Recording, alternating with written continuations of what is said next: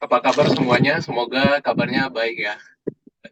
Kita di sini berkumpul pada pertemuan ini untuk melakukan pembahasan dan sekaligus mewawancarai seorang praktisi hukum yaitu Om Yadi. Terima kasih ya Om Yadi untuk telah memberi waktu luangnya untuk bisa wawancara dengan kami. Nah, pada pertemuan kali ini yang ingin kami bahas itu adalah sesuatu kasus pidana itu yang terjadi pada bulan Desember 2022 lalu. Nah, itu kronologinya kayak gini sih Om.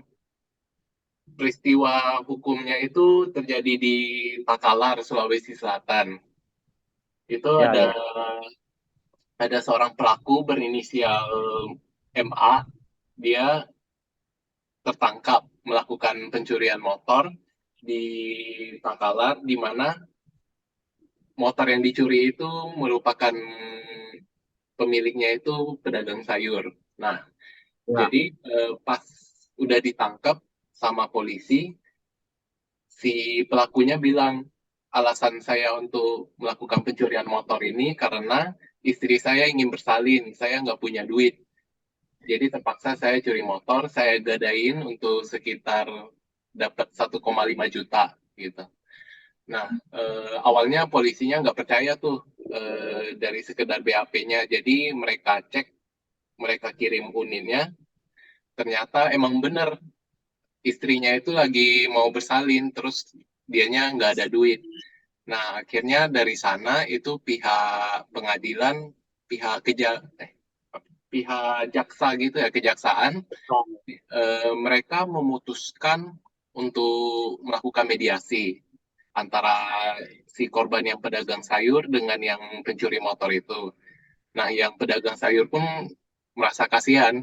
Dia akhirnya memaafkan dan pihak dari kejaksaan itu pun ingin melakukan keadilan restoratif di mana dari untuk korbannya itu motor yang dicuri yang udah digadain itu diganti rugi oleh pihak kejaksaannya, sedangkan untuk pencuri motornya itu yang inisial MA itu dibebaskan dari tuntutan pencurian dan malah dibantu untuk persalinan istrinya oleh dari kejaksaan.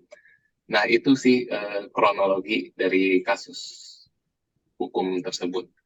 Untuk pertanyaan pertanyaan pertama siapa tadi? Ada yang mau nggak? Oh ya. Gue Jun, gue Jun. Oh ya. Dari Muhammad Raihan. Rehan ya, oke. Eh, untuk pertanyaan pertama nih Om, Ya, ya, ya. keadilan restoratif itu apa? Ya, ya. Terima kasih. Saya perkenalkan dulu, nama saya Febri Triharyadi. Kalau Rafael Oke. sendiri ponakan saya dan memanggil saya Om Yadi karena bapaknya sama saya itu kakak beradik begitu. Nah, saya pekerjaannya adalah advokat. Beraktivitas kalau advokat kan seluruh wilayah Indonesia. Tetapi sekarang domisili di Kota Manado, Sulawesi Utara, seperti itu. Jadi begini, mengawali itu ya, restoratif justice ini sebenarnya bukan barang baru, begitu. Yang artinya restoratif itu mengembalikan ke pemulihan, artinya seperti itu terhadap korban kejahatan, begitu. Yang tujuannya adalah perdamaian. Tetapi kemudian saat ini baik kejaksaan maupun Polri itu ada aturan yang dikeluarkan oleh Kejaksaan Agung maupun Polri untuk restoratif justice karena tetapi dengan syarat-syarat gitu. Kejaksaan sendiri uh, ada beberapa syarat yaitu kerugian tidak lebih dari 2.500.000. Sebenarnya di peraturan Mahkamah Agung juga ada seperti itu. Jadi dia kena tindak pidana tipiring kalau di uh, peraturan dari Mahkamah Agung terhadap uh, kejahatan yang kerugiannya itu di bawah 2.500.000. Jadi dia tidak bisa dinaikkan ke tindak pidana umum begitu. Jadi dia bisa dijadikan tindak pidana ringan, tipiring. Misalnya, contohnya pencurian. Kalau pencurian kerugiannya itu di bawah dari 2.500.000, maka dia bisa jadi tipiring. Tetapi kemudian ada hal yang sekarang yang dikenal dengan restoratif justice. Ketika itu diganti rugi dan sebagainya, berarti ada pemulihan terhadap kerugian yang diakibatkan oleh korban dari suatu tindak kejahatan.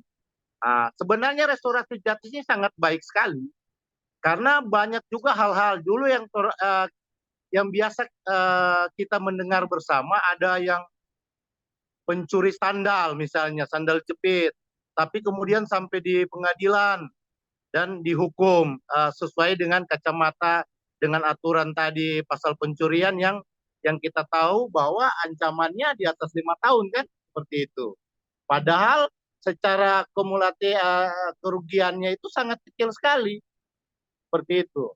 Makanya Mahkamah Agung sebelum ada restoratif justice ini kemudian mengeluarkan peraturan Mahkamah Agung mengenai minimal kerugian terhadap kasus-kasus seperti itu. Pengerusakan juga begitu, pasal pidananya kan ada, tapi kemudian ada peraturan Mahkamah Agung itu minimal kerugiannya 2,5 juta. Kalau di bawah 2,5 juta, maka itu bisa kena tindak pidana ringan atau tipiring. Tidak dibawa ke tindak pidana umum, kejahatan tadi dengan ancaman. Ya. Mengenai tapi kita sekarang konsentrasi terhadap yang namanya restoratif justice atau biasa orang-orang hukum mereka singkat RJ. Itu sudah di RJ ya, berarti itu tadi. Kembali pertanyaan tadi, restoratif justice ini itu mengembalikan keadaan pemulihan terhadap korban kejahatan. Baik peraturan Mahkamah, baik peraturan Kejaksaan Agung maupun peraturan Kapolri itu ada syaratnya. Syaratnya itu yaitu kerugian tadi minimal 2,5 juta. Kemudian yang pelaku itu bukan residivis. Itu ada. Kalau orang yang sudah mengulang-ulang perbuatannya dia sebagai seorang penjahat kampungan, itu tidak bisa untuk di RJ. Saya singkat begitu ya, RJ. Kemudian itu tadi kerugian, ada pemulihan atau perdamaian antara pihak-pihak. Tetapi di dalam hukum Indonesia itu ada namanya, saya pernah, mungkin nanti saya bagikan linknya dia, link berita itu tahun lalu. Jadi contoh kasusnya begini, kasus posisinya di Manado ada nelayan, 5 orang nelayan menganiaya 170 ya, pengeroyokan itu terhadap 5 orang pencuri, begitu, terhadap perahu alat motorboat yang ada dari 5 nelayan ini. Kemudian mereka diproses kasus 170 penganiayaan secara bersama-sama. Ancaman hukuman 170 itu adalah dia artinya tidak di bawah 5 tahun, di atas 5 tahun begitu. Kemudian diproses. Penyidik di Polsek ini, penyidik di Polsek ini kemudian ada perdamaian di antara pihak-pihak, baik pihak pencuri maupun pihak penganiaya yang tadi 5 orang ini, itu didamaikan. Tetapi setelah dibuat perdamaian secara tertulis yang dibuat oleh penyidik di Polsek yang ada, diketahui oleh Kapolsek. Namun yang berbeda, yang dibebaskan cuma para pencuri. Tetapi yang 170 penganiayaan ini tetap dilanjutkan prosesnya dengan alasan bahwa setelah gelar perkara yang dilakukan di tingkat yang lebih atas yaitu Polres Manado, bahwa para penganiaya ini tidak bisa di RC begitu. Pertama, karena hukumannya di atas 5 tahun ancamannya. Kedua, karena di antara 5 orang ini ada residivis. Ada residivis, begitu. Kemudian saya dihubungi untuk membela kepentingan hukum mereka menjadi pengacara mereka. Ketika sampai di kantor Polsek ini berhadapan dengan penyidik, dengan klien saya yang ditahan di Polsek itu, saya menanyakan yang mana residivis. Ternyata residivis yang mereka maksudkan ini gagal paham bagi penyidik maupun kejaksaan yang ada. Karena sudah P21 ini. Perkara ini sudah mau di tahap 2 kan. Gagal pahamnya begini. Residivis dari antara 5 orang ini, dia pernah dihukum, tetapi perbuatan itu dia sudah jalani 15 tahun lalu. Begitu. Residivis itu ketika dia menjalani hukuman, dia ada rentang waktu, yaitu 5 tahun. Setelah 5 tahun dia dipulihkan. Ini stigma, tidak bisa distigma terhadap residivis itu seumur hidup. Begitu. Jadi bukan berarti orang telah melakukan pidana, dia menjalani, kemudian selama itu dia menjadi residivis. Tidak. Tetapi dalam jangka waktu 5 tahun setelah dia bebas, tahun ke-6 dia bukan lagi berstatus sebagai orang yang narapidana yang pernah dihukum. Jadi dipulihkan kembali. Begitu. Orang ini sudah 15 tahun. Sekarang apakah dia bisa dikatakan residivis? Jawabannya tidak. Seperti itu. Karena selama dia bebas, dia tidak pernah mengulangi perbuatan pidana. Nanti setelah 15 tahun dengan kasus penganiayaan itu. Kedua, yang dibilang bahwa tidak bisa di RJ karena ancaman hukuman terhadap pasal 170 di atas 5 tahun. Saya bilang tidak ada yang tidak mungkin. Begitu. Karena pertama, telah dipulihkan bahwa telah ada pemberian uang 10 juta terhadap korban yang telah dianiaya ini. Begitu. Dan mereka sudah terima. Dan dari pihak-pihak ini sudah saling tidak menuntut. Sekarang apalagi yang harus dibebankan pidana terhadap para nelayan yang melakukan penganiayaan. Nanti kita kembali ke kasus yang tadi di Sulawesi Selatan ya. Saya jelaskan dulu ini. Jadi ketika itu buntu, Kapolseknya menyatakan tidak bisa. Mereka harus melimpahkan ke kejaksaan. Maka saya disarankan bahwa untuk melobi kejaksaan untuk meminta RJ. Saya tidak mau. Selama belum di P21 kan di tahap 2 kan ke kejaksaan, maka kewenangan itu masih ada di pihak penyidik di Polsek. Makanya waktu itu saya melakukan dumas terhadap aduan ke Polda terhadap penyidik maupun Kapolsek yang ada. Waktu itu saya juga membawa wartawan. Jadi saya live di salah satu media di Polda dan itu menjadi viral. Begitu. Akhirnya atas kebijakan Kapolda diperintahkanlah Kapolsek untuk di RJ. Ternyata bisa. Syarat-syarat yang tadi bahwa mesti 5 tahun tidak. Mereka terancam kan di atas karena 170 kan ancamannya di atas 5 tahun. Begitu. Kita bilang, saya sampaikan bahwa pencuri juga ancamannya itu adalah di atas 5 tahun. Kenapa kemudian mereka bisa di RJ? Padahal saya sampaikan juga dasarnya begini. Bagaimana mungkin 5 orang nelayan menganiaya terhadap 5 orang pencuri. Kemudian dikenakan pasal 170 sebagai pengeroyokan. Logika hukum kan tidak jalan di situ. Kalau 1 orang pencuri dianiaya 5 orang nelayan, itu masih masuk akal. Begitu. Nah, ternyata di dalam hukum itu kita tidak bisa untuk hanya terpaku terhadap syarat-syarat RJ tadi. Ternyata di luar syarat-syarat RJ itu bisa dilakukan dan itu terjadi. Nanti saya bagi link pemberitaannya ada. Itu kasus yang tahun lalu yang saya tangani. Kembali ke persoalan tadi pencuri motor. Itu memang layak untuk DRJ. Karena pertama sebelumnya juga Rafael sudah membagi beritanya kepada saya dan kerugiannya itu kalau tidak salah di bawah 2.500.000 ya. Dan itu sudah diganti, dipulihkan dan sebagainya. Dan ketika korban kejahatan ini sudah saling memaafkan, ada perdamaian di situ. Karena dasarnya adalah perdamaian. Di dalam hukum pun, baik perdata pun ketika ada perdamaian, itu sudah selesai seharusnya. Jangan dipaksakan untuk dibawa sampai pengadilan dan harus dihukum. Seperti itu. Kalau masyarakat kemudian yang bertikai ataupun ada korban tindak pidana dan itu sudah saling memaafkan, ya berarti pihak penyidik maupun polisi maupun kejaksaan harus memproses untuk di RJ karena sudah ada perdamaian. Yang terjadi itu yang jadi persoalan bagaimana pihak kepolisian kita itu ternyata memanfaatkan itu mendapatkan uang dari pihak-pihak ini.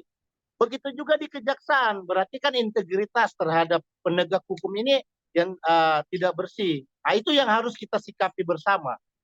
Kalau contoh kasus yang ada di Sulsel itu layak dan harus diberikan apresiasi terhadap penegak hukum, di sini Kejaksaan Negeri yang telah tidak melihat bahwa setiap tindak pidana itu harus diberi sanksi. Karena begini, pertama ada tanggung jawab dari seorang laki-laki ini terhadap keluarga dia, begitu.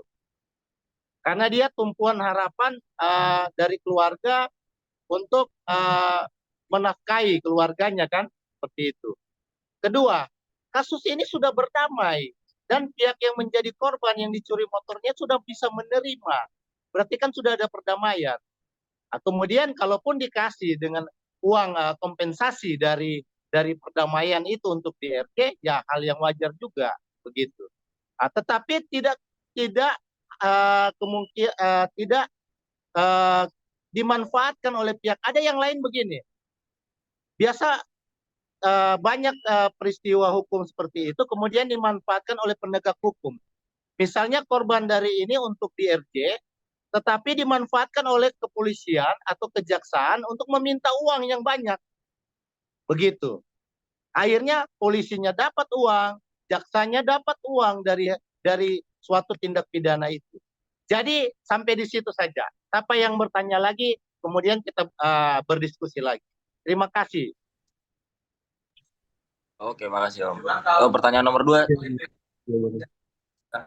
Ya. Ini dari saya, Om. Apakah putusan berdamai antara pelaku dan korban berpengaruh dalam proses keadilan restoratif? Bagaimana?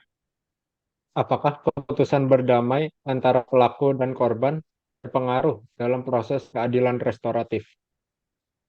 Saya jawab ya. Iya, harus. Dasar pertamanya awalnya itu harus ada perdamaian antara pihak-pihak ini. Begitu. Baik yang dirugikan secara pidana tadi dan dia sudah menerima dan saling memaafkan dan ya kalau berdamai ya seperti itu. Itu dasarnya. Kalau tidak ada perdamaian berarti tidak bisa di RJ. Karena kepentingan penegak hukum juga tidak berani untuk RJ ketika pihak yang dirugikan secara pidana tidak mau berdamai. Itu syaratnya awalnya. Syarat pertama itu harus berdamai dulu. Begitu. Lanjut. Bagaimana, ada lagi? Ada siapa lagi? Awan. Oke, Om. Saya lanjut ke pertanyaan ketiga ya, Om. Iya. Pertanyaan ketiga itu apakah unsur kepastian hukum dalam kasus ini terpenuhi, Om? Ya. Menurut saya sebagai praktisi hukum bahwa unsur kepastian hukum terpenuhi. Kepastian hukum yang dimaksud di sini kan bukan kacamata bahwa ketika orang melanggar pasal-pasal yang kaku, yang statis di dalam KUHP, kemudian orang harus dihukum badan. Tidak demikian. Seharusnya ketika ada perdamaian dan ada pemulihan, perdamaian dan pemulihan terhadap korban suatu tindak pidana dan menerima untuk berdamai tadi, maka harus di RJ. Ketika di RJ, ya menurut saya itu ada kepastian hukum di situ, karena yang merasa dirugikan juga sudah menerima untuk itu, seperti itu. Karena ketika pelaku itu dihukum, itu bukan berarti bahwa kepastian hukum orang harus dihukum pidana, harus menjalani pidana penjara. Tidak demikian, begitu. Bagaimana? Oke, udah jelas. Jelas Om, terima kasih untuk jawabannya Om. Oke, lanjut pertanyaan terakhir Om. Ya. Apakah RJ bisa terjadi penyelewengan atau penyimpangan di mana timbul kurang efek jerah masyarakat? Tadi kita tambah juga. Sebenarnya kita juga harus berpikir anak-anak hukum maupun praktisi hukum itu mengenai hukum progresif. Itu juga bagian dari itu. Nanti cari apa itu mengenai hukum progresif. Seperti itu.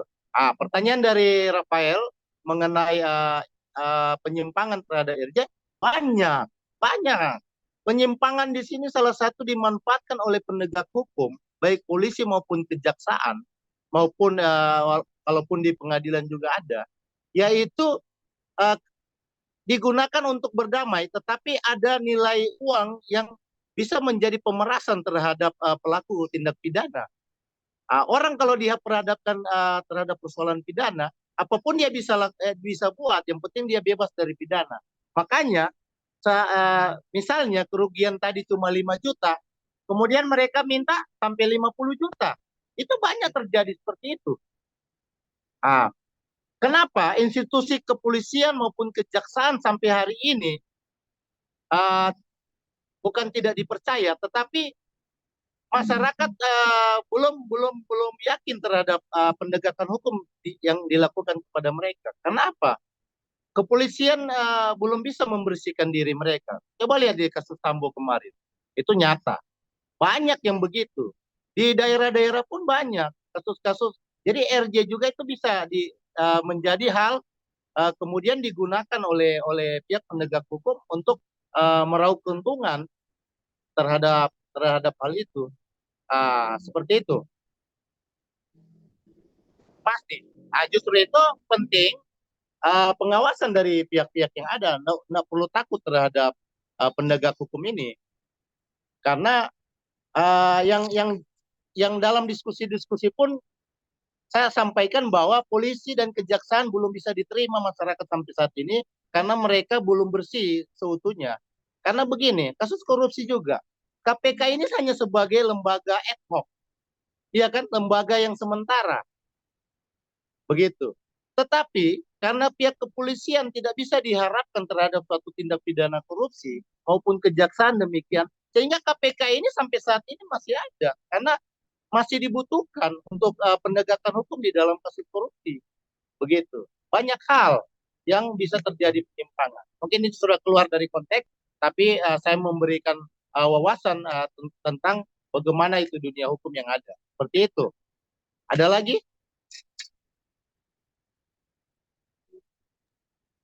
Ya, Udah ada lagi.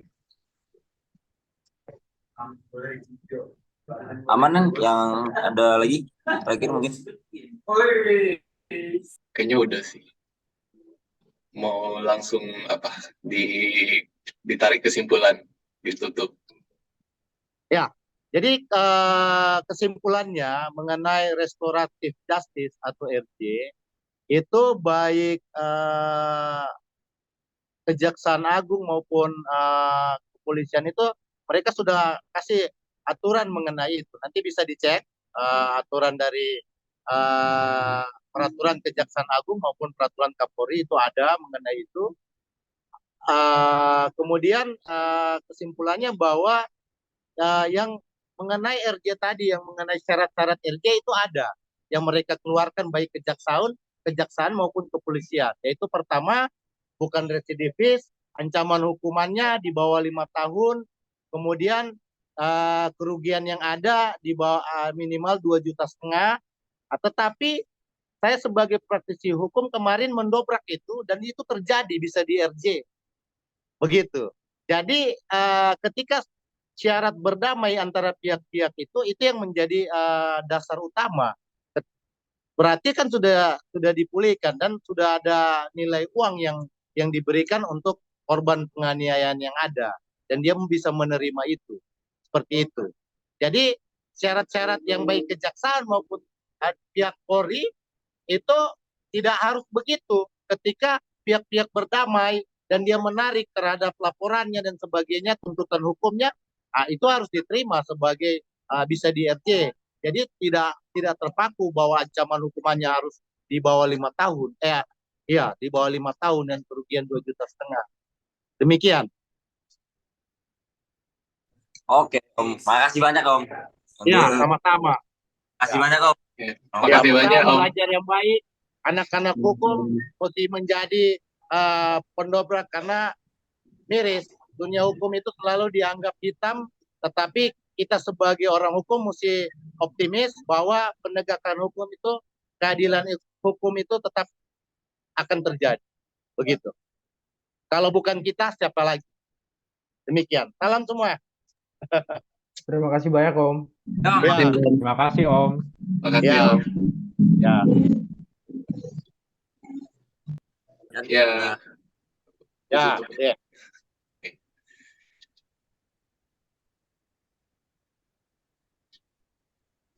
Cukup pertemuan kita pada kali ini.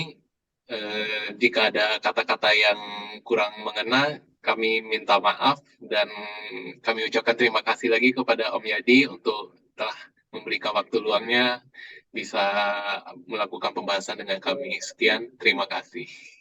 Ya, terima kasih semua.